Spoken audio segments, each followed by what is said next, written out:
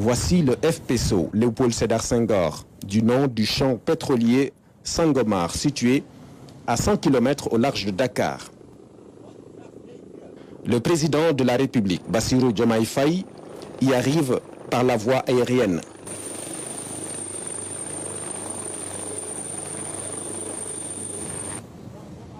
Après avoir reçu l'échantillon du premier baril au Palais de la République, le chef de l'État vient constater sur place l'état d'avancement de la production.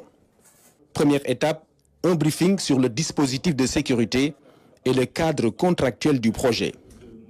Le président de la République passe ensuite par la passerelle centrale jusqu'à la tourelle, avec un aperçu général de l'utilisation et de l'utilité des différents modules. Monsieur le Président, nous voici arrivés au niveau de la tourelle. Donc cette tourelle, c'est là où les ombilicaux qui amènent des hydrocarbures qui sont issus du fond marin arrivent au niveau du FPSO. Nous avons 23 puits. À la tête de chacune de ces 23 puits, nous avons des arbres de Noël. D'accord, les arbres de Noël qui permettent de faire la sécurisation de ces puits, mais également de faire l'ouverture, la fermeture de ces puits à partir de la salle de commande et de contrôle que nous verrons quand on arrivera au niveau des quartiers d'habitation.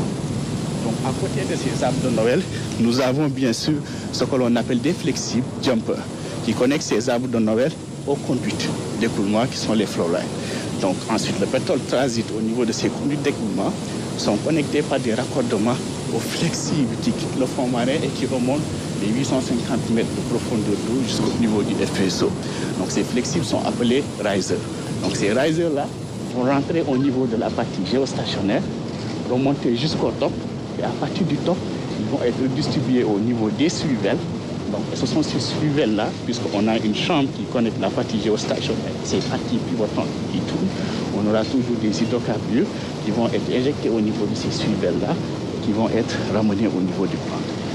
Avec les puits reliés à la tourelle, le brut obtenu est un mélange composé d'huile, d'eau et de gaz.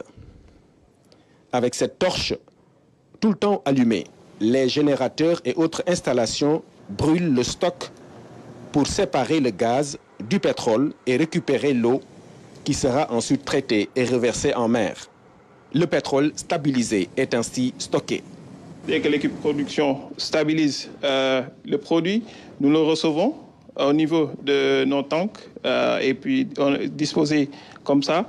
On a à peu près 13 tanks disponibles que nous stockons le produit fini et puis prêt à être déchargé au niveau du tandem à l'arrière.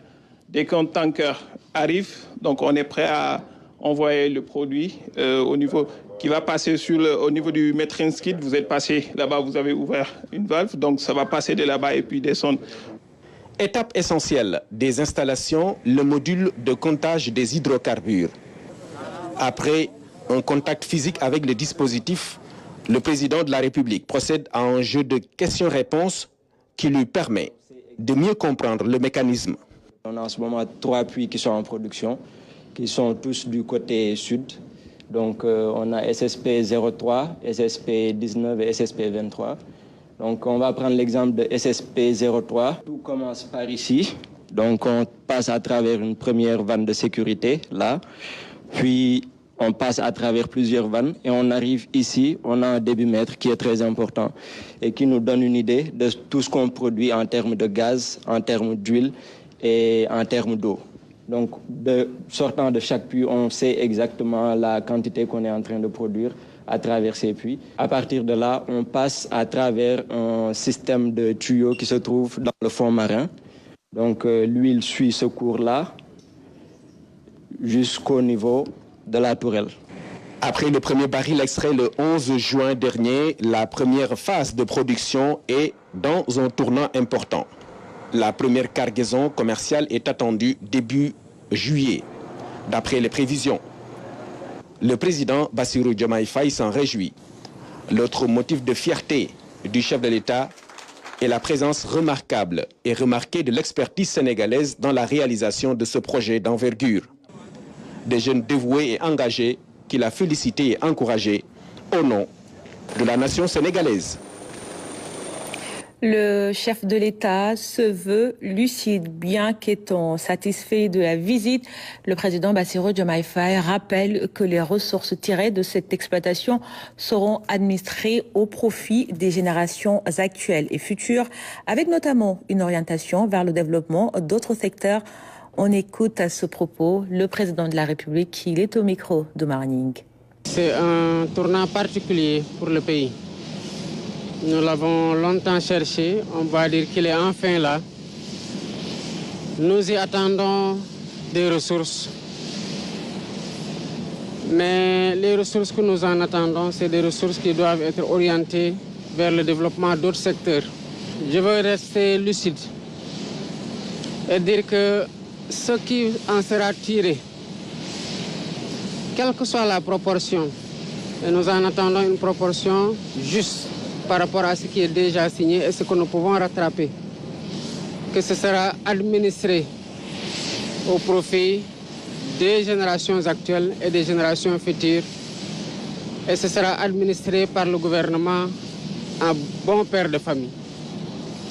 Mais c'est l'occasion pour moi de saluer l'investissement, les voyages, les longues nuits, la pugnacité de tous ceux qui ont cru en l'existence de cette ressource dans les tréfonds de nos océans et qui, des années et des années, ont promu les blocs qui ont fait l'objet de recherches qui ont fini par être productifs.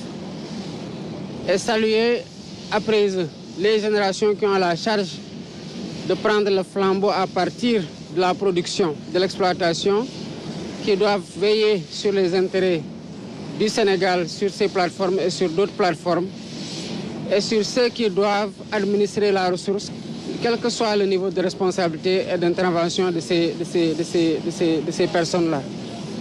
Et c'est l'occasion pour moi de féliciter le ministre et ses collaborateurs du ministère de l'Énergie, du Pétrole et des Mines pour la rapidité d'adaptation et la veille permanente sur les intérêts du Sénégal dans le cadre des discussions notamment liées à l'audit des coûts pétroliers.